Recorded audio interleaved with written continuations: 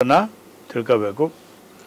ಸರ್ಕಾರದ ಪರವಾಗಿ ಹಾಜರಾಗುವಂಥ ವಕೀಲರಿಗೆ, ಲಾ ಆಫೀಸರಿಗೆ ಏನೇನು ಮಾಹಿತಿ ಬೇಕು ಎಲ್ಲ ಮಾಹಿತಿಯನ್ನು ಒದಗಿಸಿಕೊಡಬೇಕು.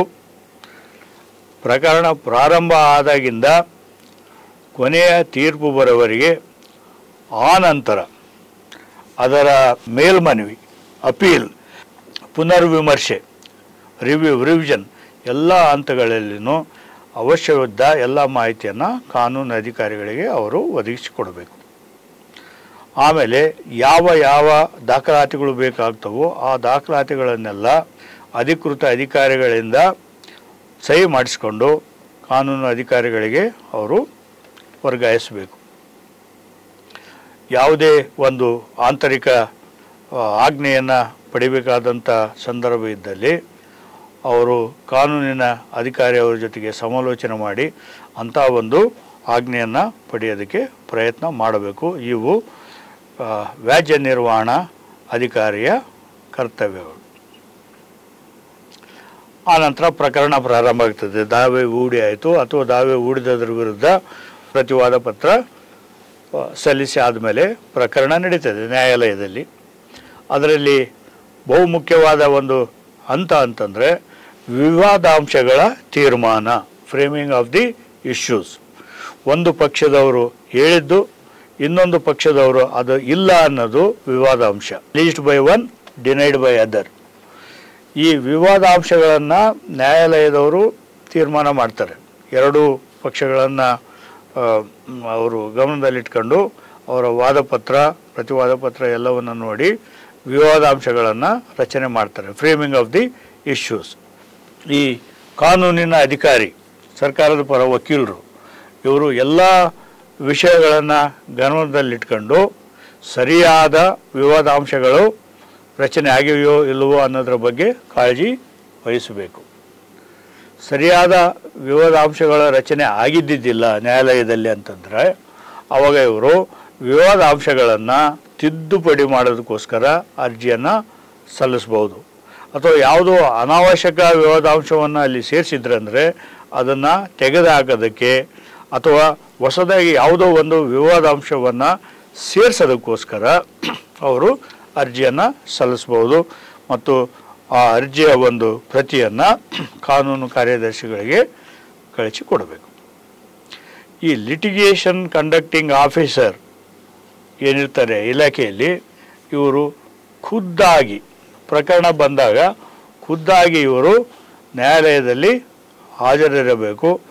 ಎಲ್ಲ ಅವಶ್ಯಕ ಮಾಹಿತಿಗಳನ್ನು ಕಾನೂನು ಅಧಿಕಾರಿಗಳಿಗೆ ಅವರು ನೀಡಬೇಕು. ಇಲಾಖೆಯಲ್ಲಿದ್ದ ಯಾವುದೇ ಅಧಿಕಾರಿನೂ ಅವರು ಎಲ್ಲರೂ ಸಂದರ್ಭಾನುಸಾರ ಅವಶ್ಯಕತೆ ಇದ್ದಾಗ ಕಾನೂನಿನ ಅಧಿಕಾರಿಯ ಮುಂದೆ ಹೋಗಿ ಅಲ್ಲಿ ಅವಶ್ಯಕವಾದಂಥ ಮಾಹಿತಿಯನ್ನು ನೀಡುವಂಥ ಕರ್ತವ್ಯವನ್ನು ಹೊಂದಿರ್ತಾರೆ.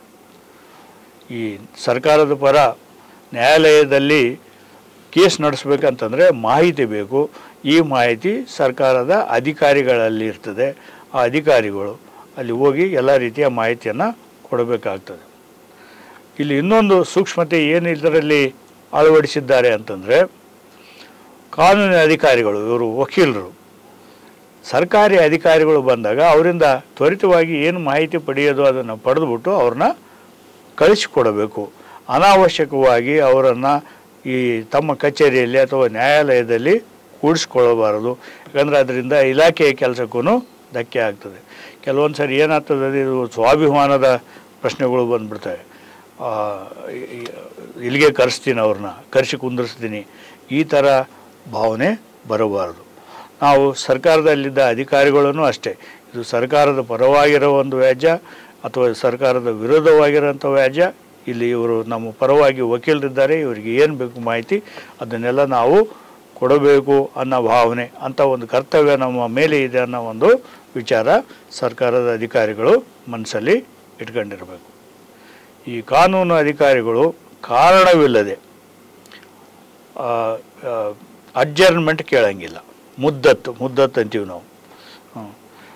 ಅವಶ್ಯಕತೆ ಇದ್ದಾಗ ಮುದ್ದತ್ತು ಪಡೆದು ಮುಂದಿನ ದಿನಾಂಕದ ದಿವಸ ಆ ಪ್ರಕರಣವನ್ನು ಕೈಗೆತ್ತಿಕೊಳ್ಳುವಂತೆ ವಿನಂತಿ ಮಾಡಬಹುದು. ವಿನಾಕಾರಣ ಆ ರೀತಿ ಮಾಡಿ ಅದನ್ನು ವಿಳಂಬ ಮಾಡ್ತಕ್ಕದ್ದಲ್ಲ ಅನ್ನೋ ಒಂದು ಉಪಬಂಧವನ್ನು ಈ ಒಂದು ಕಾನೂನಿನಲ್ಲಿ ಅಳವಡಿಸಲಾಗಿದೆ. ಇಲಾಖಾ ಕಾರ್ಯದರ್ಶಿಗಳು ಮತ್ತು ಇಲಾಖಾ ಮುಖ್ಯಸ್ಥರು ಇಬ್ಬರು ಸೇರಿ ಈ ವ್ಯಾಜ್ಯ ನಿರ್ವಹಣಾ ಅಧಿಕಾರಿ ತನ್ನ ಒಂದು ಕರ್ತವ್ಯವನ್ನು ಸರಿಯಾಗಿ ನಿಭಾಯಿಸ್ತಾ ಇದ್ದಾರೆ ಅನ್ನೋದ್ರ ಬಗ್ಗೆ ಗಮನವನ್ನು ಕೊಡಬೇಕು.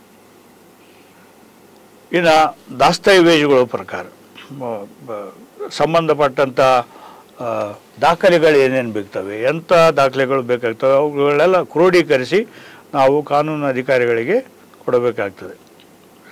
ಯಾವ್ಯಾವು ದಾಖಲಾತಿಗಳು? ಎಲ್ಲ ದಾಖಲಾತಿ, ಕೇಸಿಗೆ ಸಂಬಂಧಪಟ್ಟಂಥ ಎಲ್ಲ ದಾಖಲಾತಿಗಳನ್ನು ಸಂಗ್ರಹಿಸಬೇಕು, ಅದನ್ನು ಪಟ್ಟಿ ಮಾಡಬೇಕು.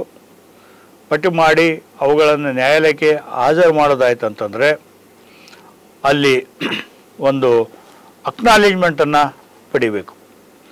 ಇಲಾಖೆಯವರು ಸರ್ಕಾರದ ಪರವಾಗಿ ನೇಮಕಾತಿ ಆಗಿದ್ದಂಥ ಕಾನೂನು ಅಧಿಕಾರಿಗೆ ಇಲಾಖೆಯ ಪತ್ರಗಳನ್ನು ನೀಡುವಾಗ, ಕಾಗದ ಪತ್ರ ನೀಡುವಾಗ ಅಲ್ಲಿ ಒಂದು ಅಕ್ನಾಲೇಜ್ಮೆಂಟನ್ನು ಪಡಿಬೇಕು. ನ್ಯಾಯಾಲಯಕ್ಕೆ ಅದನ್ನು ಹಾಜರು ಮಾಡಿದಾಗ ಅವಾಗೂ ಅಕ್ನಾಲೇಜ್ಮೆಂಟ್ ಪಡಿಬೇಕು. ಯಾವ ಯಾವ ಸಂದರ್ಭದಲ್ಲಿ ಪ್ರತಿಗಳನ್ನು ನಾವು ಹಾಜರು, ಮೂಲ ಪ್ರತಿ ಅಲ್ಲ, ಒರಿಜಿನಲ್ ಅಲ್ಲದೆ ಕಾಪಿಗಳನ್ನು ನಾವು ಹಾಜರು ಮಾಡೋದಕ್ಕೆ ಸಾಧ್ಯತೆ ಇದ್ದಲ್ಲಿ ಸಾಧ್ಯ ಆದಷ್ಟು ಕಾಪಿಗಳನ್ನೇ ಹಾಜರು ಮಾಡಬೇಕು, ಒರಿಜಿನಲ್ಗಳನ್ನು ಕೊಡಬಾರದು.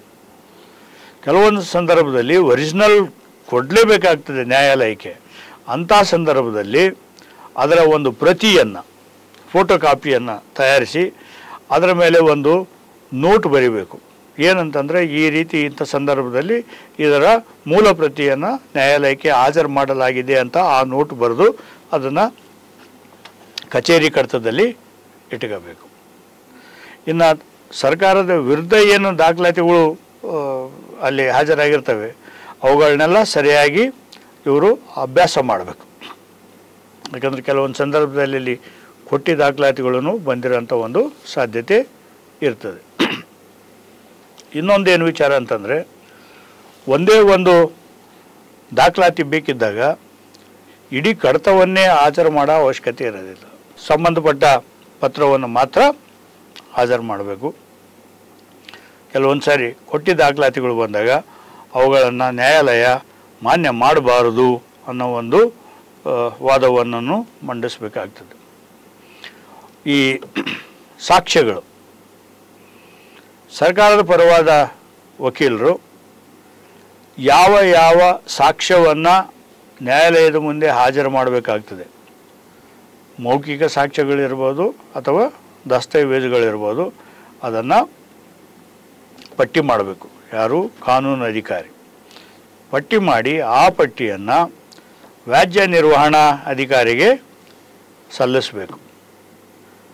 ಈ ವ್ಯಾಜ್ಯ ನಿರ್ವಹಣಾಧಿಕಾರಿ ಅವರು ಇಲಾಖೆಯಲ್ಲಿರ್ತಾರೆ. ಇವರು ಆವತ್ತಿನ ದಿನ ಆ ಎಲ್ಲ ಸಾಕ್ಷಿಗಳು ಪರೀಕ್ಷೆಗಾಗಿ ನ್ಯಾಯಾಲಯದಲ್ಲಿ ಹಾಜರಿರುವಂತೆ ಅವರು ವ್ಯವಸ್ಥೆ ಮಾಡಬೇಕು. ಕೆಲವೊಂದು ಸಂದರ್ಭದಲ್ಲಿ ಸಾಕ್ಷ್ಯ ಎಲ್ಲಿದೆಯೇ ಅಲ್ಲಿಗೆ ಹೋಗಿ ಅದನ್ನು ಒಂದು ಪರಿವೀಕ್ಷಣೆ ಮಾಡಿ ಬರಬೇಕಾಗ್ತದೆ. Inspection, spot local inspection. ಆ ಲೋಕಲ್ ಇನ್ಸ್ಪೆಕ್ಷನ್ಗೆ ಕಮಿಷನ್ ಅಂತ ಮಾಡ್ತಾರೆ. ಒಂದು ಅರ್ಜಿ ಸಲ್ಲಿಸಿದಾಗ ನ್ಯಾಯಾಲಯದಲ್ಲಿ ಕೋರ್ಟ್ನವರು ಒಂದು ಕಮಿಷನ್ ಅಪಾಯಿಂಟ್ ಮಾಡ್ತಾರೆ. ಅದನ್ನು ಹೋಗಿ ಅದನ್ನು ವೀಕ್ಷಣೆ ಮಾಡಿ ಒಂದು ವರದಿ ಸಲ್ಲಿಸಿರಂತ. ಯಾವ ಯಾವ ಸಂದರ್ಭದಲ್ಲಿ ಆ ರೀತಿಯ ಒಂದು ಕಮಿಷನ್ ಸಾಧ್ಯತೆಯೋ ಆ ಲಾಭವನ್ನು ಈ ಸರ್ಕಾರದ ಪರವಾಗಿ ಪಡಿಬೇಕು. ಬಹುಮುಖ್ಯವಾದ ವಿಷಯ ಅಂತಂದರೆ, ಕಾನೂನು ಅಧಿಕಾರಿ ಯಾರು ಸರ್ಕಾರವನ್ನು ಪ್ರತಿನಿಧಿಸ್ತಾರೋ ಅವರು ತಮ್ಮ ವಿವೇಚನೆಯನ್ನು ಉಪಯೋಗಿಸಿ ಸರ್ಕಾರದ ಹಿತಾಸಕ್ತಿಯನ್ನು ಎಷ್ಟರ ಮಟ್ಟಿಗೆ ಕಾಪಾಡೋದಕ್ಕೆ ಸಾಧ್ಯವೋ ಅಷ್ಟರ ಮಟ್ಟಿಗೆ ಅದನ್ನು ಕಾಪಾಡಿಕೊಂಡು ಬರಬೇಕಾಗ್ತದೆ. ಕೆಲವೊಂದು ಸಂದರ್ಭದಲ್ಲಿ ಕಾನೂನು ಅಧಿಕಾರಿ ಮತ್ತು ವ್ಯಾಜ್ಯ ನಿರ್ವಹಣಾ ಅಧಿಕಾರಿ ಇವರಿಬ್ಬರ ನಡುವೆ ಒಮ್ಮತ ಮೂಡದೇ ಇದ್ದರೆ ಅಂಥ ಸಂದರ್ಭದಲ್ಲಿ ಆ ವಿಷಯವನ್ನು ಕಾನೂನು ಕಾರ್ಯದರ್ಶಿಗಳವರ ಹತ್ರ ತಗೊಂಡು ಹೋಗಿ ಅವರು ಏನು ನಿರ್ದೇಶನಗಳು ಕೊಡ್ತಾರೆ ಅವುಗಳನ್ನು ಪಡೆದುಕೊಂಡು ಅವುಗಳನ್ನು ಅವರು ಪಾಲಿಸಬೇಕಾಗ್ತದೆ. ಕಾನೂನು ಅಧಿಕಾರಿಯವರು ಯಾವುದೇ ಕ್ಲೇಮನ್ನು ಒಪ್ಕೊಳ್ಳೋದಾಗಲಿ ಅಥವಾ ರಾಜಿ ಸಂಧಾನವನ್ನು ಮಾಡಿಕೊಳ್ಳೋದಾಗಲಿ ಅದಕ್ಕಿಂತ ಪೂರ್ವದಲ್ಲಿ ಅವರು ಕಾನೂನು ಇಲಾಖೆಯಿಂದ ಆಥರೈಜೇಷನ್ ಪಡೆದಿರಬೇಕು.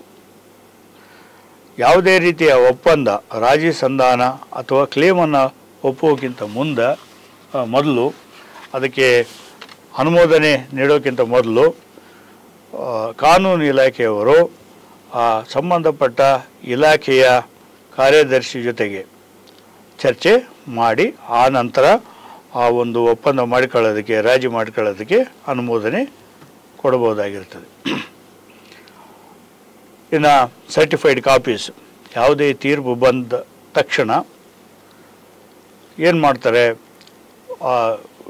ನ್ಯಾಯಾಲಯದಲ್ಲಿ ಒಂದು ಅರ್ಜಿ ಸಲ್ಲಿಸಿ ಅದರ ಒಂದು ಸರ್ಟಿಫೈಡ್ ಕಾಪಿಯನ್ನು, ಜಡ್ಜ್ಮೆಂಟು ಅಥವಾ ಡಿಕ್ರಿ ಅಥವಾ ಆಜ್ಞೆ ಅದನ್ನು ತೆಗೆದುಕೊಂಡು ಅದು ಯಾವ ಆಧಾರದ ಮೇಲೆ ಅವುಗಳನ್ನು ನೀಡಲಾಗಿದೆ, ಯಾವ ಆಧಾರದ ಮೇಲೆ ಮೇಲ್ಮನವಿಗಳನ್ನು ಸಲ್ಲಿಸೋದಕ್ಕೆ ಸಾಧ್ಯ, ಯಾವ ಸಂದರ್ಭದಲ್ಲಿ ಅವುಗಳನ್ನು ನಾವು ಪುನರ್ ಪರಿಶೀಲನೆ ಮಾಡಿ ಅಂತ ಅರ್ಜಿಯನ್ನು ಹಾಕಿಕೊಳ್ಳಬಹುದು ಅಥವಾ ಪುನರ್ವೀಕ್ಷಣೆ ಮಾಡಿ ಅಂತ ಅರ್ಜಿಯನ್ನು ಹಾಕಿಕೊಳ್ಳಬಹುದು. ಇದನ್ನೆಲ್ಲ ಪರಿಗಣಿಸಿ ಕಾನೂನು ಅಧಿಕಾರಿ ಕಾನೂನು ಇಲಾಖೆಯ ಕಾರ್ಯದರ್ಶಿಗಳಿಗೆ 3 ದಿನಗಳಲ್ಲಿ ಕಡತಗಳನ್ನು ಕಳಿಸಿಕೊಡಬೇಕು.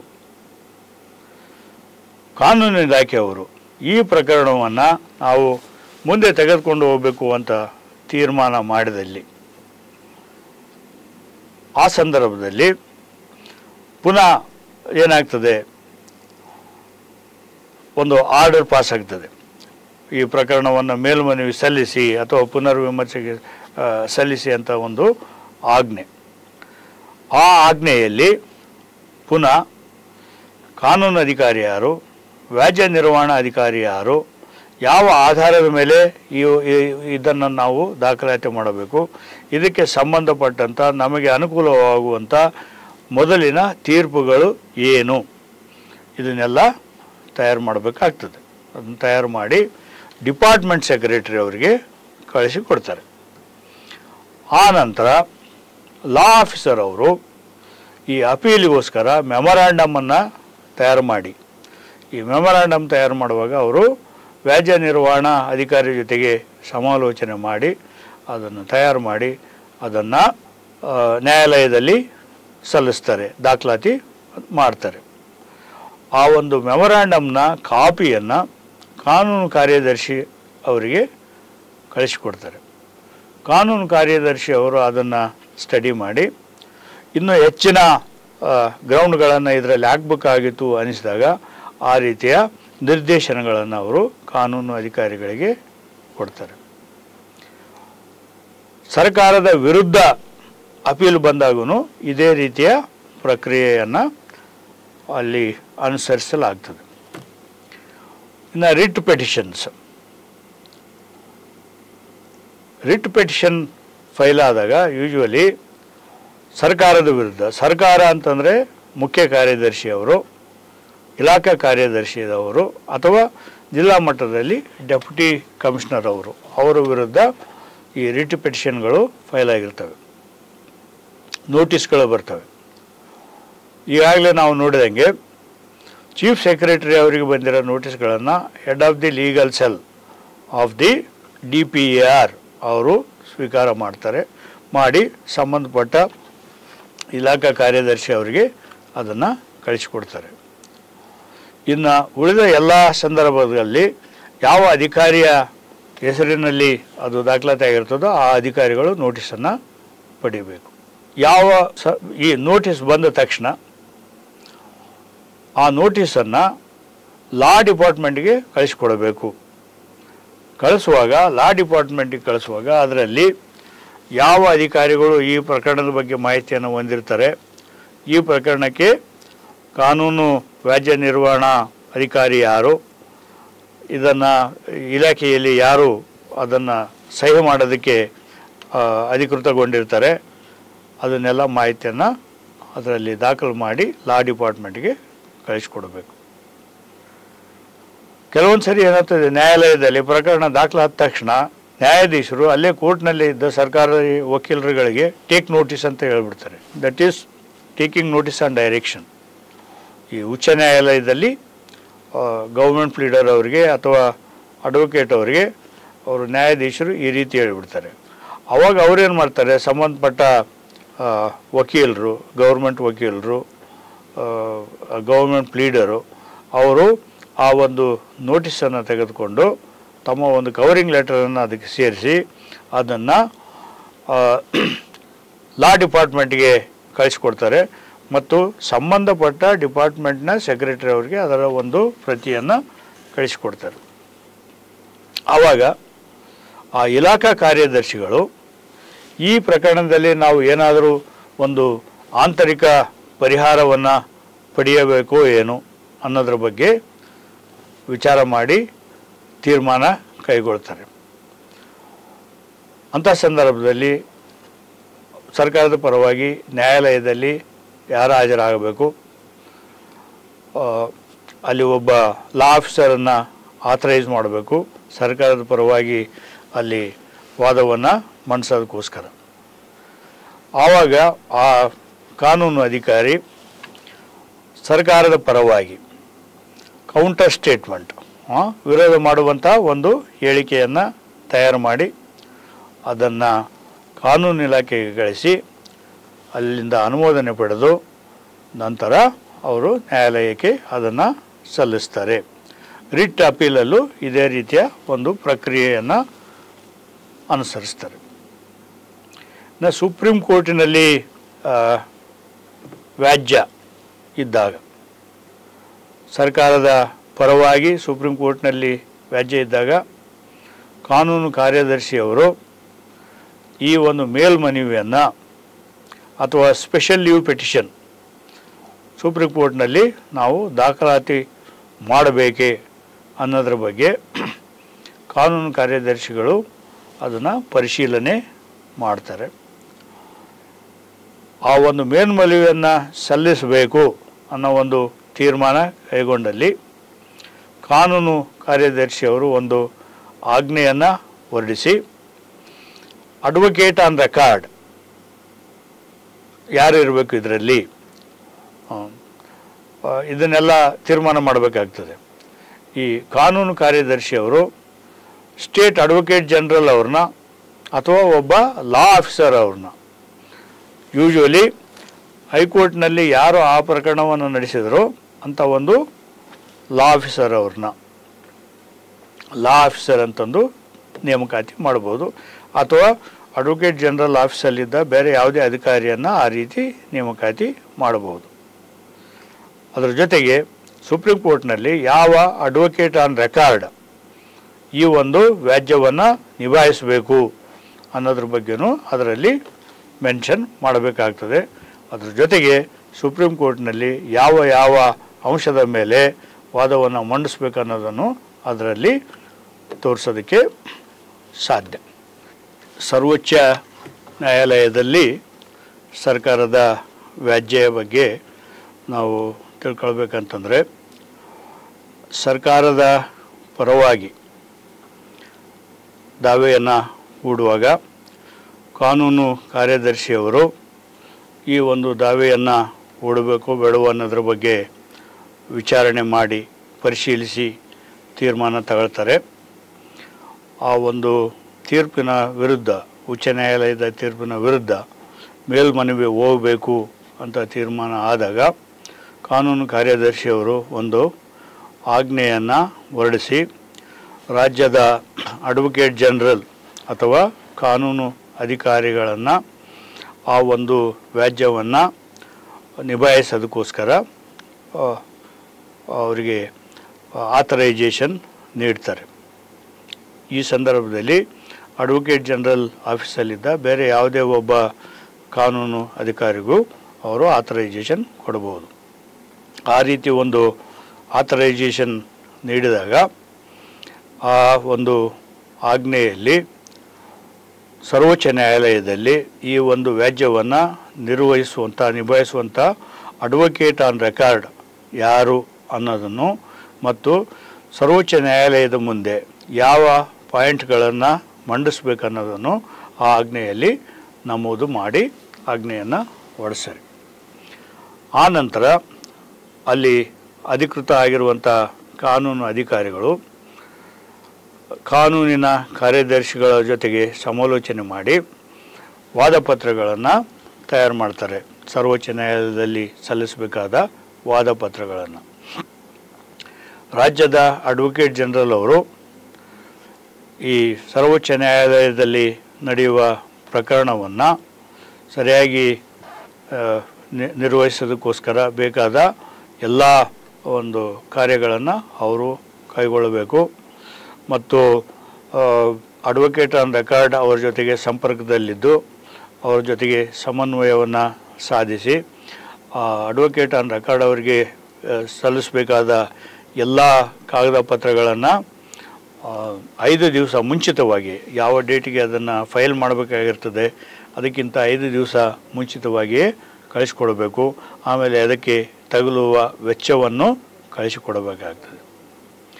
ಇನ್ನು ಸರ್ಕಾರದ ವಿರುದ್ಧ ಸರ್ವೋಚ್ಚ ನ್ಯಾಯಾಲಯದಲ್ಲಿ ಏನಾದರೂ ಪ್ರಕರಣ ದಾಖಲಾಗಿದ್ದರೆ ನೋಟಿಸನ್ನು ಸ್ವೀಕರಿಸಿದ ಇಲಾಖೆಯ ಕಾರ್ಯದರ್ಶಿಗಳು ಅದನ್ನು ಕಾನೂನು ಕಾರ್ಯದರ್ಶಿ ಅವರಿಗೆ ಎಲ್ಲ ವಿವರಗಳೊಂದಿಗೆ ಸಲ್ಲಿಸಬೇಕು. ಕಾನೂನು ಕಾರ್ಯದರ್ಶಿಗಳು ಒಬ್ಬ ಅಡ್ವೊಕೇಟ್ ಆನ್ ರೆಕಾರ್ಡ್ ಅವರನ್ನು ನೇಮಕಾತಿ ಮಾಡಿ ಸರ್ಕಾರದ ಪರವಾಗಿ ಅವರನ್ನು ಸುಪ್ರೀಂ ಕೋರ್ಟ್ನಲ್ಲಿ ಹಾಜರಾಗೋದಕ್ಕೆ ಅಧಿಕೃತಗೊಳಿಸ್ತಾರೆ. ಆ ಒಂದು ರೀತಿ ನೀಡಿದ ಪತ್ರದಲ್ಲಿ ಯಾರು ಇಲ್ಲಿ ಕಾನೂನು ಅಧಿಕಾರಿಗಳು ವಾದಪತ್ರಗಳನ್ನು ತಯಾರು ಮಾಡುವ ಕಾನೂನು ಅಧಿಕಾರಿಗಳು ಅದನ್ನೆಲ್ಲ ನಮೂದಿಸ್ತಾರೆ. ಡಿಫೆನ್ಸ್ ಸ್ಟೇಟ್ಮೆಂಟನ್ನು ಕಾನೂನು ಅಧಿಕಾರಿಗಳು ಲಾ ಸೆಕ್ರೆಟರಿ ಅವ್ರ ಜೊತೆಗೆ ಸಮಾಲೋಚನೆ ಮಾಡಿ ಫೈನಲ್ ಮಾಡಿ ಅಡ್ವೊಕೇಟ್ ಜನರಲ್ ಅವರಿಗೆ ಕಳಿಸಿಕೊಟ್ಟು ಅವರು ಅದನ್ನು ಪುನಃ ಅಡ್ವೊಕೇಟ್ ಆನ್ ರೆಕಾರ್ಡ್ ಅವರಿಗೆ ಕಳಿಸಿಕೊಡ್ತಾರೆ. ಲಾ ಸೆಕ್ರೆಟರಿ ಅವರು ಈ ವಿಷಯದ ಬಗ್ಗೆ ಎಲ್ಲ ವರದಿಗಳನ್ನು ಸಮಯಕ್ಕೆ ತರಿಸ್ಕೊಳ್ತಾ ಇರ್ತಾರೆ. ಅಡ್ವೊಕೇಟ್ ಆನ್ ರೆಕಾರ್ಡ್ ಅವರಿಗೆ ಸಂದಾಯ ಆಗಬೇಕಾಗಿದ್ದ ಎಲ್ಲ ಖರ್ಚನ್ನು ಮತ್ತು ವಾದಪತ್ರಗಳನ್ನು ತ್ವರಿತವಾಗಿ ಕಳಿಸಿಕೊಡಬೇಕು. ಇನ್ನು ಅಡ್ವೊಕೇಟ್ ಆನ್ ರೆಕಾರ್ಡ್ ಅವರ ಕರ್ತವ್ಯಗಳು ಏನಂತಂದರೆ ಅವರು ರಾಜ್ಯದ ಕಾನೂನು ಕಾರ್ಯದರ್ಶಿ ಅವರ ಜೊತೆಗೆ ಸಮಾಲೋಚನೆ ಮಾಡಬೇಕು, ವಾದಪತ್ರಗಳನ್ನು ತರಿಸಿಕೊಳ್ಳಬೇಕು, ಆ ಒಂದು ಪ್ರಕರಣವನ್ನು ಸರ್ವೋಚ್ಚ ನ್ಯಾಯಾಲಯದಲ್ಲಿ ದಾಖಲು ಮಾಡೋದಕ್ಕೆ ಅವಶ್ಯ ಇರುವ ಎಲ್ಲ ಹೆಜ್ಜೆಗಳನ್ನು ಅವರು ಇಡಬೇಕಾಗ್ತದೆ. ಆಮೇಲೆ ಲಾ ಸೆಕ್ರೆಟರಿ ಅವರು ಮತ್ತು ಅಡ್ವೊಕೇಟ್ ಜನರಲ್ ಅವರು ನೀಡಿದ ನಿರ್ದೇಶನಗಳ ಪ್ರಕಾರ ಅವರು ಆ ಒಂದು ಮೊಕದ್ದಮೆಯನ್ನು ಸರ್ವೋಚ್ಚ ನ್ಯಾಯಾಲಯದಲ್ಲಿ ನಡೆಸಬೇಕು. ಆಮೇಲೆ ಅಲ್ಲಿ ಏನೇನು ಬೆಳವಣಿಗೆ ಆಗ್ತದೆ ಆ ಎಲ್ಲ ಬೆಳವಣಿಗೆಯನ್ನು ಅವರು ಅಡ್ವೊಕೇಟ್ ಜನರಲ್ ಅವರಿಗೂ ಹಾಗೂ ಕಾನೂನು ಕಾರ್ಯದರ್ಶಿ ಅವರಿಗೂ ತಿಳಿಸ್ತಾ ಇರಬೇಕು. ಅಡ್ವೊಕೇಟ್ ಆನ್ ರೆಕಾರ್ಡ್ ಇದ್ದವರು ಯಾವುದೇ ಒಂದು ಕೇಸನ್ನು ತಾವು ಪರಿಣಾಮಕಾರಿಯಾಗಿ ಮಂಡಿಸೋದಕ್ಕೆ ಆಗೋದಿಲ್ಲ ಅಂತ ಅವರಿಗೆ ಅನಿಸಿದಾಗ ಅವರು ಹಿರಿಯ ನ್ಯಾಯವಾದಿಗಳು ಡಿಸಿಗ್ನೇಟೆಡ್ ಸೀನಿಯರ್ ಕೌನ್ಸಿಲ್ಸ್ ಅಂತಂದೇನಿರ್ತಾರೆ ಅವರ ಒಂದು ಪಟ್ಟಿ ಇರ್ತದೆ. ರಾಜ್ಯ ಸರ್ಕಾರದವರು ಯಾವ ಸಂದರ್ಭಾನುಸಾರ ಯಾವ ಹಿರಿಯ ನ್ಯಾಯವಾದಿಗಳ ಒಂದು ಸಹಾಯವನ್ನು ಪಡಿಬೇಕು ಅನ್ನೋದನ್ನು ಒಂದು ಪಟ್ಟಿ ಮಾಡಿರ್ತಾರೆ ಪ್ಯಾನಲ್. ಆ ಪ್ಯಾನಲ್ನಲ್ಲಿದ್ದ ಹಿರಿಯ ನ್ಯಾಯವಾದಿಗಳ ಸಹಾಯವನ್ನು ಅವರು ಪಡಿಬಹುದು. ಮತ್ತು ಅಡ್ವೊಕೇಟ್ ಆನ್ ರೆಕಾರ್ಡ್ ಅವರು ಯಾವುದೇ ಒಂದು ಕ್ಲೇಮನ್ನು ಒಪ್ಪಿಕೊಳ್ಳುವಂತಿಲ್ಲ ಅಥವಾ ಭಾಗಶಃವಾಗಿಯೂ ಅದನ್ನು ಒಪ್ಪಿಕೊಳ್ಳುವಂತಿಲ್ಲ. ಅದು ಸರ್ಕಾರದ ಹಿತಾಸಕ್ತಿಗೆ ವ್ಯತಿರಿಕ್ತವಾದಾಗ ಅಂಥ ಸಂದರ್ಭ ಇದ್ದರೆ ಸರ್ಕಾರದ ಆಥರೈಜೇಷನ್ ಪಡೆದು ಕಾರ್ಯದರ್ಶಿಗಳಿಂದ ಆಥರೈಜೇಷನ್ ಪಡೆದು ಒಪ್ಪಬಹುದೇ ಹೊರತು ಅಡ್ವೊಕೇಟ್ ಆನ್ ರೆಕಾರ್ಡ್ ಅವರು ಆ ರೀತಿ ಯಾವುದೇ ಕ್ಲೇಮನ್ನು ಫುಲ್ಲಿ ಅಥವಾ ಪಾರ್ಷಿಯಲಿ ಕನ್ಸಿಡ್ ಮಾಡ್ತಕ್ಕದ್ದಲ್ಲ. ಅದಷ್ಟು ಸರ್ವೋಚ್ಚ ನ್ಯಾಯಾಲಯದಲ್ಲಿ ವ್ಯಾಜ್ಯದ ಬಗ್ಗೆ. ಇನ್ನು ಅರೆನ್ಯಾಯಿಕ ಪ್ರಾಧಿಕಾರಗಳು ಇರ್ತವೆ ಲ್ಯಾಂಡ್ ಅಕ್ವಿಷನ್ ಕೇಸಲ್ಲಿ. ಅಂಥ ಸಂದರ್ಭದಲ್ಲಿ ರೆಫರೆನ್ಸ್ ಅಂತ ಆಗ್ತದೆ. ಆ ಅಥಾರಿಟಿಗೆ ಒಂದು ಕಾನೂನು ಪ್ರಕಾರ ರೆಫರೆನ್ಸ್ ಆದಾಗ ಸಂಬಂಧಪಟ್ಟ ಡಿಸ್ಟ್ರಿಕ್ಟ್ ಕಮಿಷನರ್ ಅವರು ಅಥವಾ ಯಾವುದೇ ಅಧಿಕೃತ ಅಧಿಕಾರಿ, ನಾಮಾಂಕಿತ ಅಧಿಕಾರಿ ಅವರು ಕಾನೂನು ಅಧಿಕಾರಿಯವರಿಗೆ ಅದನ್ನು ವ್ಯಾಜ್ಯ ನಡೆಸಲು ಅಧಿಕಾರ ನೀಡ್ತಾರೆ. ಆ ಸಂದರ್ಭದಲ್ಲಿ ಆ ಕಾನೂನು ಅಧಿಕಾರಿಗೆ DC ಅವರು ಎಲ್ಲ ಕಾಗದ ಪತ್ರಗಳನ್ನು, ರೆಕಾರ್ಡ್ ಆಫ್ ರೈಟ್ಸ್, RTC, ಪಹಣಿ, yield notification, sale deeds of similar transactions of the lands etc. ಇದನ್ನೆಲ್ಲ ಮಾಹಿತಿಯನ್ನು ಅವರು ಒದಗಿಸಿಕೊಡಬೇಕು. ಆ ಪ್ರಾಧಿಕಾರದ ಮುಂದೆ ಡಾಕ್ಯುಮೆಂಟ್ಸ್ ಹಾಜರು ಮಾಡಿರ್ತಾರೆ. ಬಹಳಷ್ಟು ಸಂದರ್ಭಗಳಲ್ಲಿ ಈ ಹಾಜರಾದ ದಾಖಲಾತಿಗಳು ಕೊಟ್ಟಿ ದಾಖಲಾತಿಗಳಿದೆಯೋ ಅಥವಾ ಸರಿಯಾದ ದಾಖಲಾತಿಗಳಿವೆಯೋ ಅನ್ನೋ ಪರೀಕ್ಷೆ ಮಾಡಬೇಕಾಗ್ತದೆ. ಈ ಸರ್ಕಾರದವರು ತಮ್ಮಲ್ಲಿದ್ದ ಕಡತಗಳನ್ನು ಉಪಯೋಗಿಸಿ ಸರ್ಕಾರದ ವಿರುದ್ಧ ಹಾಜರು ಮಾಡಿದ ದಾಖಲಾತಿಗಳು ಎಷ್ಟರ ಮಟ್ಟಿಗೆ ಜೆನ್ಯೂನ್ ಆಗಿವೆ ಅನ್ನೋದನ್ನು ಪರೀಕ್ಷೆ ಮಾಡಿ ವಾದ ಸಲ್ಲಿಸಬೇಕಾಗ್ತದೆ. ಕೆಲವೊಂದು ಸಂದರ್ಭದಲ್ಲಿ ಈ ಭೂ ಸ್ವಾಧೀನ ಆದಾಗ ಅಲ್ಲಿ ಪರಿಹಾರ ಅಂತಂದೇನು ಕೊಟ್ಟಿರ್ತಾರೆ, ಕಾಂಪೆನ್ಸೇಷನ್ ಪ್ರಾಧಿಕಾರದವರು ಹೆಚ್ಚು ಮಾಡಿದರೆ ಅಂಥ ಸಂದರ್ಭದಲ್ಲಿ ಲಾ ಆಫೀಸರ್ ಅವರು ಆ ಒಂದು ಡಿಕ್ರಿಯನ್ನು ಪಡೆದು ರೆವಿನ್ಯೂ ಕಮಿಷನರ್ ಅವರಿಗೆ ಮತ್ತು ಲಾ ಕಮಿಷನರ್ ಅವರಿಗೆ ತಿಳಿಸಬೇಕು. ಆ ಡಿಕ್ರಿಯ ಒಂದು ಕಾಪಿಯನ್ನು ಅಲ್ಲಿ ಕಳಿಸಿಕೊಡಬೇಕು ತಮ್ಮ ಅಭಿಪ್ರಾಯದ ಜೊತೆಗೆ. ಈ ಪರಿಹಾರವನ್ನು ಹೆಚ್ಚಿಸಿದ ತೀರ್ಪು ಏನಿರ್ತದೆ, ಪ್ರಾಧಿಕಾರದ ತೀರ್ಪು, ಆ ತೀರ್ಪನ್ನು ಪುನಃ ಪ್ರಶ್ನೆ ಮಾಡಲು ಸಮಂಜಸವಾದ ಆಧಾರಗಳಿವೆ ಅಂತಂದು ಕಾನೂನು ಇಲಾಖೆಯವರಿಗೆ ಅನಿಸಿದಾಗ ಅವರು ಒಬ್ಬ ಕಾನೂನು ಅಧಿಕಾರಿಯನ್ನು ಆಥರೈಸ್ ಮಾಡಿ ಅಪೀಲ್ ಹೂಡೋದಕ್ಕೆ ಪರವಾನಗಿಯನ್ನು ನೀಡ್ತಾರೆ. ಈ ಕಾನೂನು ಕೋಶ ಏನಿರ್ತದೆ ಇಲಾಖೆಯಲ್ಲಿ, ಅವರು ಅಪೀಲ್ ಮಾಡಬೇಕು ಅಂತ ತೀರ್ಮಾನ ಮಾಡಿದಾಗ ಕಾನೂನು ಇಲಾಖೆಯ ಅನುಮೋದನೆಯನ್ನು ಅವರು ಪಡೆದುಕೊಳ್ಳಬೇಕಾಗ್ತದೆ. ಅದೇ ರೀತಿ ಮೋಟಾರ್ ಆಕ್ಸಿಡೆಂಟ್ ಕ್ಲೇಮ್ಸ್ ಟ್ರೈಬ್ಯುನಲ್ ಮುಂದೆ ಯಾರಿರ್ತಾರೆ ಇಲ್ಲಿ ಪಾರ್ಟಿಗಳಂತಂದರೆ director of Karnataka government insurance ಇವರು ಪಾರ್ಟಿ ಇರ್ತಾರೆ. ಇವರು ಲಾ ಆಫೀಸರ್ಸ್ಗೆ ಎಲ್ಲ ವಿವರಗಳನ್ನು ನೀಡಿ ಆಬ್ಜೆಕ್ಷನ್ ಪ್ರಿಪೇರ್ ಮಾಡೋದಕ್ಕೆ ಅನುಕೂಲ ಮಾಡಿಕೊಡಬೇಕು. ಈ ವಿವರಗಳಲ್ಲಿ ಈ ಒಂದು ಏನು ದಾವೆ ಹೂಡಿದ್ದಾರೆ ಈ ಅರೆನ್ಯಾಯಿಕ ಪ್ರಾಧಿಕಾರದ ಮುಂದೆ ಅದು ಮೇಂಟೈನ್ ಆಗ್ತದೋ ಇಲ್ವೋ, ಪರಿಹಾರ ಕೇಳಿದ್ದು ಸಮಂಜಸವಾಗಿದೆಯೋ ಇಲ್ಲವೋ, ಈ ಒಂದು ದಾವೆ ಟೈಮ್ ಬಾರ್ಡ್ ಆಗಿದೆಯೋ ಯಾವ ರೀತಿ, ಈ ಥರ ವಿಷಯಗಳನ್ನೆಲ್ಲ ಅವರು ಈ ಕಾನೂನಿನ ಅಧಿಕಾರಿಗಳಿಗೆ ನೀಡಬೇಕು. ಆ ಒಂದು ವಾಹನ ಸರ್ಕಾರಿ ಒಡೆತನದಲ್ಲಿ ಇದ್ದಾಗ ಆ ವಾಹನದ ಚಾಲಕ ಮತ್ತು ಆ ವಾಹನ ಯಾರ ಕಸ್ಟಡಿಯಲ್ಲಿತ್ತೋ ಆ ಒಬ್ಬ ಅಧಿಕಾರಿ ಅವರು ಕಾನೂನಿನ ಅಧಿಕಾರಿಯವರಿಗೆ ಸಂಬಂಧಪಟ್ಟ ಮಾಹಿತಿಯನ್ನು ಒದಗಿಸಿಕೊಡಬೇಕು. Decrees in favour of the government, ತೀರ್ಪು ಬಂದೋಯಿತು, ಡಿಕ್ರಿ ಆಯಿತು. ಅಂಥ ಸಂದರ್ಭದಲ್ಲಿ ಈ ವ್ಯಾಜ್ಯ ನಿರ್ವಹಣಾ ಅಧಿಕಾರಿಯವರು ಸರ್ಕಾರಕ್ಕೆ ಏನು ಒಂದು ಮೊತ್ತ ಬರಬೇಕು. ಅಂಥ ಒಂದು ಮೊತ್ತವನ್ನು ವಸೂಲಾತಿ ಮಾಡೋದಕ್ಕೆ ಎಲ್ಲ ಕ್ರಮಗಳನ್ನು ಕೈಗೊಳ್ಳಬೇಕು.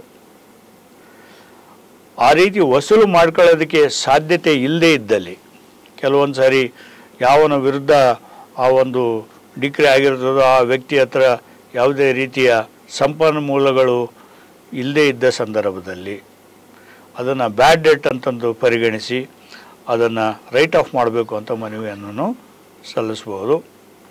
ಇನ್ನೊಂದು ಸಂದರ್ಭ, ಡಿಕ್ರಿ ಆದ ನಂತರ ಯಾವ ವ್ಯಕ್ತಿಯ ವಿರುದ್ಧ ಡಿಕ್ರಿ ಆಗಿರ್ತದೋ ಅವನು ಆ ಒಂದು ಆಸ್ತಿಯನ್ನು ಮಾರಾಟ ಮಾಡ್ತಾನೆ. ಈ ರೀತಿ ಒಂದು ಸಂದರ್ಭ ಇದ್ದಾಗ ತೀರ್ಪು ಬರುವ ಪೂರ್ವದಲ್ಲಿ ಅಲ್ಲಿಯ ಒಂದು ಆಸ್ತಿಯನ್ನು ಅಟ್ಯಾಚ್ಮೆಂಟ್ ಮಾಡ್ಕೊಳ್ಳೋದಕ್ಕೆ ವ್ಯವಸ್ಥೆ ಮಾಡಬಹುದು. ಇನ್ನು ಸರ್ಕಾರದ ವಿರುದ್ಧ ಡಿಕ್ರಿ ಆದಾಗ ಆ ಡಿಕ್ರಿಯ ವಿರುದ್ಧ ಅಪೀಲ್ ಮಾಡಬಾರ್ದು ಅಂತ ತೀರ್ಮಾನ ಆದಾಗ ವ್ಯಾಜ್ಯ ನಿರ್ವಹಣಾ ಅಧಿಕಾರಿಯವರು ಸಂಬಂಧಪಟ್ಟಷ್ಟು ಆ ಡಿಕ್ರಿಯನ್ನು ಫುಲ್ಫಿಲ್ ಮಾಡೋಕ್ಕೆ ಎಷ್ಟು ಹಣ ಬೇಕಾಗ್ತದೋ ಅಷ್ಟು ದುಡ್ಡನ್ನು ಅವರು ಸ್ಯಾಂಕ್ಷನ್ ಮಾಡಿಸ್ಕೊಳ್ಬೇಕು. ಆ ಡಿಕ್ರಿಯನ್ನು ಡಿಕ್ರಿಟಲ್ ಅಮೌಂಟನ್ನು ಪೇಮೆಂಟ್ ಮಾಡೋದಕ್ಕೆ ಸಮಯ ಸಾಲದೇ ಇದ್ದಲ್ಲಿ ಸಮಯವನ್ನು ವಿಸ್ತಾರ ಮಾಡೋದಕ್ಕೋಸ್ಕರ ಅವರು ಕ್ರಮಗಳನ್ನು ನ್ಯಾಯಾಲಯದ ಮುಂದೆ ಕೈಗೊಳ್ಳಬೇಕು. ಈ ಲಿಟಿಗೇಷನ್ ಕಂಡಕ್ಟಿಂಗ್ ಆಫೀಸರ್ ಅವರು ಯಾವುದೇ ಡಿಕ್ರಿ ಎಕ್ಸಿಕ್ಯೂಟ್ ಆಗಬೇಕು ಅಂತ ನೋಟಿಸ್ ಬಂದಾಗ ಲಾ ಡಿಪಾರ್ಟ್ಮೆಂಟ್ಗೆ ಅದನ್ನು ತಿಳಿಸಿ ಲಾ ಆಫೀಸರ್ ಅವರಿಗೆ ಈ ಡಿಕ್ರಿ ಜಾರಿ ಮಾಡೋದಕ್ಕೆ ಏನಾದರೂ ಆಬ್ಜೆಕ್ಷನ್ ಮಾಡೋದಿದ್ದರೆ ಆ ಆಬ್ಜೆಕ್ಷನ್ಗಳನ್ನು ಡ್ರಾಫ್ಟ್ ಮಾಡೋದಕ್ಕೆ ಸಹಾಯ ಮಾಡಬೇಕು. ನಂತರ ಕ್ರಿಮಿನಲ್ ಕೇಸ್ಗಳಿದ್ದರೆ ಕ್ರಿಮಿನಲ್ ಕೇಸ್ಗಳಲ್ಲಿ ಸರ್ಕಾರದ ಪರವಾಗಿ ಹಾಜರಾಗೋರು ಪ್ರಾಸಿಕ್ಯೂಟರ್ಸ್. ಪ್ರಾಸಿಕ್ಯೂಟರ್ಗಳ ಕರ್ತವ್ಯಗಳೇನು? ಈಗ ದಿವಾಣಿ ನ್ಯಾಯದಲ್ಲಿ ವಿವಾದಾಂಶಗಳನ್ನು ಎಷ್ಟು ನಾವು ಸೂಕ್ಷ್ಮವಾಗಿ ಗಮನಿಸಬೇಕು, ಅದೇ ರೀತಿ ಕ್ರಿಮಿನಲ್ ಪ್ರಕರಣಗಳಲ್ಲಿ ಚಾರ್ಜಸ್ ಏನು ಚಾರ್ಜ್ ಫ್ರೇಮ್ ಮಾಡಿದ್ದಾರೆ, ಆರೋಪಿ ವಿರುದ್ಧ ಇರುವ ಆರೋಪಗಳು ಯಾವುವು ಅನ್ನೋದ್ರ ಬಗ್ಗೆ ಗಮನ ಕೊಡಬೇಕು. ಯಾವ ಸಾಕ್ಷಿಗಳನ್ನು ಅವರು ಹಾಜರು ಮಾಡ್ತಾರೆ ಅಂಥ ಸಾಕ್ಷಿಗಳಿಗೆ ಸಮನ್ಸು ಅಥವಾ ವಾರೆಂಟ್ಗಳನ್ನು ಹೊರಡಿಸೋದಕ್ಕೆ ಕ್ರಮ ಕೈಗೊಳ್ಳಬೇಕು. ಪೊಲೀಸ್ ಆಫೀಸರ್ಸ್, ಪೊಲೀಸ್ ವಿಟ್ನೆಸಸ್ ಏನೇನಿರ್ತದೆ ಅವ್ರನ್ನೆಲ್ಲರನ್ನೂ ಸರಿಯಾದ ಎಲ್ಲ ವಿಟ್ನೆಸ್ಗಳನ್ನು ಸರಿಯಾದ ದಿನಾಂಕದಂದು ಕರೆದುಕೊಂಡು ಬರುವಂತೆ ಪೊಲೀಸ್ ಅಧಿಕಾರಿಗಳಿಗೆ ಮಾಹಿತಿಯನ್ನು ನೀಡಬೇಕು, ನಿರ್ದೇಶನಗಳನ್ನು ನೀಡಬೇಕು. ಸಂಬಂಧಪಟ್ಟ ಎಲ್ಲ ದಾಖಲಾತಿಗಳು ಅವುಗಳನ್ನು ಮಾರ್ಕಿಂಗ್ ಅಂತಾರೆ ಕೋರ್ಟ್ನಲ್ಲಿ, ಮಾರ್ಕಿಂಗ್ ಆ್ಯಸ್ ಎಕ್ಸಿಬಿಟ್ಸ್, ಅದನ್ನು ಅವರು ನೋಡ್ಕೊಳ್ಬೇಕು. ಪೊಲೀಸ್ನವರು ಸರಿಯಾದ ಸಮಯದಲ್ಲಿ ಸಮನ್ಸ್ಗಳನ್ನು ಜಾರಿ ಮಾಡಿದ್ದಾರೆ ಅನ್ನೋದನ್ನು ಖಾತ್ರಿಪಡಿಸ್ಕೊಳ್ಬೇಕು. ಆವತ್ತಿನ ದಿನ ಪ್ರಕರಣ ನಿಗದಿಪಡಿಸಿದ ದಿನ ಎಲ್ಲ ಸಂಬಂಧಪಟ್ಟ ಪೊಲೀಸ್ನವರು, ಅಫಿಷಿಯಲ್ ವಿಟ್ನೆಸ್ಗಳು, ಇನ್ವೆಸ್ಟಿಗೇಷನ್ ಆಫೀಸರ್ಸು ಎಲ್ಲರೂ ಹಾಜರಿದ್ದು ಅವರು ಸಾಕ್ಷಿಗಳನ್ನು ನೀಡುವಂತೆ ವ್ಯವಸ್ಥೆ ಮಾಡಬೇಕು. ಮತ್ತು ಕೋರ್ಟಿಗೆ ತ್ವರಿತವಾಗಿ ಈ ಒಂದು ಪ್ರಕರಣವನ್ನು ವಿಲೇವಾರಿ ಮಾಡೋದಕ್ಕೆ ಏನು ಸಹಾಯ ನೀಡಬೇಕು ಅದನ್ನೆಲ್ಲ ಪ್ರಾಸಿಕ್ಯೂಟರ್ ಅವರು ನೀಡಬೇಕು. ಈ ಕ್ರಿಮಿನಲ್ ಪ್ರಕರಣದಲ್ಲಿ ಪ್ರಕರಣ ತೀರ್ಮಾನ ಆದಾಗ ಅದು ಆರೋಪಿ ನಿರಪರಾಧಿ ಅಂತ ಘೋಷಣೆ ಆಗ್ಬೋದು ಅಥವಾ ಅಪರಾಧಿ ಅಂತ ಘೋಷಣೆ ಆಗ್ಬೋದು. ನಿರಪರಾಧಿ ಅಥವಾ ಅಪರಾಧಿ ಅಂತಂದು ಒಂದು ಸಣ್ಣ ಅಪರಾಧಕ್ಕೆ ಮೈನರ್ ಅಫೆನ್ಸ್ ಇದ್ದಲ್ಲಿ ತೀರ್ಮಾನ ಆದಾಗ ಒಂದೇ ಪ್ರಕರಣದಲ್ಲಿ ತೀವ್ರವಾದ ಅಪರಾಧಗಳು ಮತ್ತು ಚಿಕ್ಕ ಪುಟ್ಟ ಅಪರಾಧಗಳ ಆರೋಪ ಇದ್ದಾಗ ಚಿಕ್ಕ ಪುಟ್ಟ ಆರೋಪಗಳ ಬಗ್ಗೆ ಅವನು ತಪ್ಪಿತಸ್ಥ ಅಂತ ತೀರ್ಮಾನ ಆಗಿ ತೀವ್ರವಾದ ಇದರಲ್ಲಿ ಅವನ ವಿರುದ್ಧ ಆರೋಪ ಸಾಬೀತಾಗಿಲ್ಲ ಅಂತ ತೀರ್ಮಾನ ಆದಾಗ ಅಥವಾ ಕಡಿಮೆ ಶಿಕ್ಷೆಯನ್ನು ನೀಡಿದಾಗ ಅಂಥ ಸಂದರ್ಭದಲ್ಲಿ 15 ದಿವಸದಲ್ಲಿ ಪ್ರಾಸಿಕ್ಯೂಟರ್ ಅವರು ತಮ್ಮ ಒಂದು ಅಭಿಪ್ರಾಯವನ್ನು ಅದರಲ್ಲಿ ಮಂಡಿಸಿ ಅಪೀಲ್ ಫೈಲ್ ಮಾಡೋದಕ್ಕೆ ಏನೇನು ಗ್ರೌಂಡ್ಸ್ ಇದೆ ಅನ್ನೋದನ್ನು ನಮೂದು ಮಾಡಿ ಡೆಪ್ಯೂಟಿ ಡೈರೆಕ್ಟರ್ ಆಫ್ ಪ್ರಾಸಿಕ್ಯೂಷನ್ ಅವರಿಗೆ ಕಳಿಸಿಕೊಡಬೇಕು. ಈ ಒಂದು ಪ್ರಸ್ತಾವನೆ ಏನಿರ್ತದೆ, ಮೇಲ್ಮನವಿ ಸಲ್ಲಿಸಬೇಕು ಈ ಕೆಳ ನ್ಯಾಯಾಲಯದ ತೀರ್ಮಾನದ ವಿರುದ್ಧ ಅನ್ನೋ ಒಂದು ಪ್ರಸ್ತಾವನೆಯನ್ನು ಡೆಪ್ಯೂಟಿ ಡೈರೆಕ್ಟರ್ ಆಫ್ ಪ್ರಾಸಿಕ್ಯೂಷನ್ ಅವರು ಡೆಪ್ಯೂಟಿ ಇನ್ಸ್ಪೆಕ್ಟರ್ ಜನರಲ್ ಅವ್ರ ಜೊತೆಗೆ ಸಮಾಲೋಚನೆ ಮಾಡಿ ತೀರ್ಮಾನವನ್ನು ಕೈಗೊಳ್ಳಬೇಕು. ಯಾವ ಯಾವ ಸಂದರ್ಭದಲ್ಲಿ ಅವರು ತೀರ್ಮಾನ ಕೈಗೊಳ್ಳೋದಕ್ಕೆ ಅಧಿಕೃತರಾಗಿರೋದಿಲ್ವೋ ಅಂಥ ಸಂದರ್ಭದಲ್ಲಿ ಈ ಡೆಪ್ಯೂಟಿ ಡೈರೆಕ್ಟರ್ ಅವರು ಆ ಒಂದು ಕಡತವನ್ನು ಡೆಪ್ಯೂಟಿ ಇನ್ಸ್ಪೆಕ್ಟರ್ ಜನರಲ್ ಅವರು ಅವರಿಗೆ ಕಳಿಸಿಕೊಡಬೇಕು. ಅಲ್ಲಿಂದ ಡೈರೆಕ್ಟರ್ ಆಫ್ ಪ್ರಾಸಿಕ್ಯೂಷನ್ ಅವರು ಅಂತಿಮ ಒಂದು ತೀರ್ಮಾನವನ್ನು ಮೇಲ್ಮನವಿ ಸಲ್ಲಿಸೋದ್ರ ಬಗ್ಗೆ ಕೈಗೊಳ್ತಾರೆ. 10 ವರ್ಷಕ್ಕಿಂತ ಹೆಚ್ಚಿನ ಶಿಕ್ಷೆ ಇದ್ದಂಥ ಪ್ರಕರಣಗಳಲ್ಲಿ ಡೈರೆಕ್ಟರ್ ಆಫ್ ಪ್ರಾಸಿಕ್ಯೂಷನ್ ಅವರು ಆ ಒಂದು ತೀರ್ಪನ್ನು ತಮ್ಮ ಅಭಿಪ್ರಾಯದೊಂದಿಗೆ ಮೇಲ್ಮನವಿ ಸಲ್ಲಿಸೋದ್ರ ಬಗ್ಗೆ ಅಥವಾ ರಿವಿಷನ್ ಸಲ್ಲಿಸೋದ್ರ ಬಗ್ಗೆ ತಮ್ಮ ಅಭಿಪ್ರಾಯದೊಂದಿಗೆ ಅದನ್ನು ಹೋಮ್ ಡಿಪಾರ್ಟ್ಮೆಂಟ್ನವರಿಗೆ ಕಳಿಸ್ಕೊಡಬೇಕು. ಹೋಮ್ ಡಿಪಾರ್ಟ್ಮೆಂಟ್ನವರು ಅಂತಿಮ ತೀರ್ಮಾನವನ್ನು ಕೈಗೊಳ್ತಾರೆ. ಈ ರೀತಿಯ ತೀರ್ಮಾನವನ್ನು ಕೈಗೊಳ್ಳುವಾಗ ಹೋಮ್ ಡಿಪಾರ್ಟ್ಮೆಂಟ್ನವರು ಇದು ರೊಟೀನ್ ಕೇಸ್ ಅನ್ನೋ ಥರ ತೀರ್ಮಾನ ಮಾಡ್ತಕ್ಕದ್ದಲ್ಲ. ಅವರು ಏನೇ ತೀರ್ಮಾನ ಮಾಡಿದ್ರೂ ಅದಕ್ಕೆ ಕಾರಣಗಳನ್ನು ಅವರು ನಮೂದು ಮಾಡಬೇಕಾಗ್ತದೆ. ಒಂದು ವೇಳೆ ಮೇಲ್ಮನವಿ ಸಲ್ಲಿಸಬೇಕು ಅಂತ ತೀರ್ಮಾನ ಆದಾಗ ಒಬ್ಬ ಕಾನೂನು ಅಧಿಕಾರಿಗೆ ಆಥರೈಸೇಷನ್ ಮಾಡಿ ಆರ್ಡರನ್ನು ನೀಡ್ತಾರೆ. ಆ ಒಂದು ಆಜ್ಞೆಯ ಪ್ರತಿಯನ್ನು director of prosecution and government litigation ಅವರಿಗೆ ಕಳಿಸಿಕೊಡಬೇಕು. ಈ ರೀತಿಯ ಪ್ರಕ್ರಿಯೆಗಳನ್ನು ಅನುಸರಿಸಿ ಕ್ರಿಮಿನಲ್ ಮೊಕದ್ದಮೆಗಳನ್ನು ನಡೆಸ್ಕೊಂಡು ಹೋಗಬೇಕಾಗ್ತದೆ. ಪ್ರತಿಯೊಬ್ಬ DGP, that is district government pleader, additional government pleader, assistant government pleader, additional assistant government pleader, assistant public ಇವರೆಲ್ಲರೂ ರಿಜಿಸ್ಟರ್ಗಳು ಪ್ರಿಸ್ಕ್ರೈಬ್ಡ್ ಫಾರ್ಮಲ್ಲಿ ರಿಜಿಸ್ಟರ್ ಇರ್ತವೆ. ರಿಜಿಸ್ಟರ್ನ ಮೇಂಟೈನ್ ಮಾಡಬೇಕು. ಯಾವ ಕೇಸು ಯಾವ ಹಂತದಲ್ಲಿದೆ, ಏನೇನಿದೆ ಎಲ್ಲದ್ರ ಬಗ್ಗೆ ಮಾಹಿತಿ ಇರ್ತದೆ ಆ ಒಂದು ರಿಜಿಸ್ಟ್ರಲ್ಲಿ. ಅವರು ಅಧಿಕಾರಿಗಳು ವರ್ಗ ಆದಾಗ ಮುಂದೆ ಬರುವಂಥ ಅಧಿಕಾರಿಗೆ ಆ ರಿಜಿಸ್ಟರನ್ನು ಕೊಟ್ಟು ಎಲ್ಲದನ್ನು ಅವರಿಗೆ ವಿವರಣೆ ನೀಡಿ ಆ ಪ್ರಕರಣವನ್ನು ಮುಂದುವರಿಸ್ಕೊಂಡು ಹೋಗೋ ರೀತಿ ಸಹಾಯಕರ ಆಗೋಂಥ ಒಂದು ವ್ಯವಸ್ಥೆ ರೂಪು ಮಾಡಲಾಗಿದೆ. ಮತ್ತು ಇವರೆಲ್ಲರೂ ಡೆಪ್ಯೂಟಿ ಕಮಿಷನರ್ ಅವರಿಗೆ ಕ್ವಾರ್ಟರ್ಲಿ ರಿಪೋರ್ಟ್ಗಳನ್ನು ಕಳಿಸ್ಬೇಕು. ಆಯಾ ಪ್ರಕರಣಗಳ ಹಂತಗಳ ಬಗ್ಗೆ ಕ್ವಾರ್ಟರ್ಲಿ ರಿಪೋರ್ಟ್ಗಳನ್ನು ಕಳಿಸ್ಬೇಕು. ಇನ್ನು ಡೆಪ್ಯೂಟಿ ಕಮಿಷನರ್ ಅವರ ಕರ್ತವ್ಯಗಳು ಇರ್ತವೆ ಈ ಕಾಯ್ದೆ ಕೆಳಗಡೆ. ಅವರು ವ್ಯಾಜ್ಯದ ಮೇಲೆ ಪರಿಣಾಮಕಾರಿಯಾದಂಥ ನಿಯಂತ್ರಣ ಹೊಂದಿರಬೇಕು.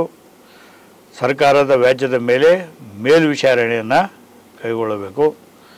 ಯಾವ ರೀತಿ ಕೇಸು ಬೆಳವಣಿಗೆ ಆಗ್ತಾಯಿದೆ ಅನ್ನೋದ್ರ ಬಗ್ಗೆ ಪ್ರತಿ ತಿಂಗಳಲ್ಲಿ ಅವರು ಗಮನ ಹರಿಸಬೇಕು. ಯಾವುದೇ ಮುಖ್ಯವಾದ ದಾಖಲಾತಿ ಅಥವಾ ಮಾಹಿತಿ, ಈ ಎಲ್ಲ ದಾಖಲಾತಿಗಳನ್ನು ಮಾಹಿತಿಗಳನ್ನು ಕಾನೂನು ಅಧಿಕಾರಿಗಳಿಗೆ ಸರಬರಾಜು ಮಾಡುವಂತೆ ಅವರು ನೋಡಿಕೊಳ್ಳಬೇಕು. ಯಾವುದೇ ತೀರ್ಮಾನ ಬಂದಾಗ, ಕೋರ್ಟ್ ಡಿಗ್ರಿ ಬಂದಾಗ ಆ ಕೋರ್ಟಿನ ತೀರ್ಮಾನಗಳನ್ನು ಪಾಲನೆ ಮಾಡುವಂತೆ ಅವರು ಗಮನ ಹರಿಸಬೇಕು. ಇದೇ ರೀತಿ ಹೆಡ್ ಆಫ್ ದಿ ಡಿಪಾರ್ಟ್ಮೆಂಟ್ಗಳಿಗೂ ಇದೇ ಥರವಾದ ಜವಾಬ್ದಾರಿಗಳನ್ನು ಈ ಕಾಯ್ದೆ ಮುಖಾಂತರ ಹೇರಲಾಗಿದೆ.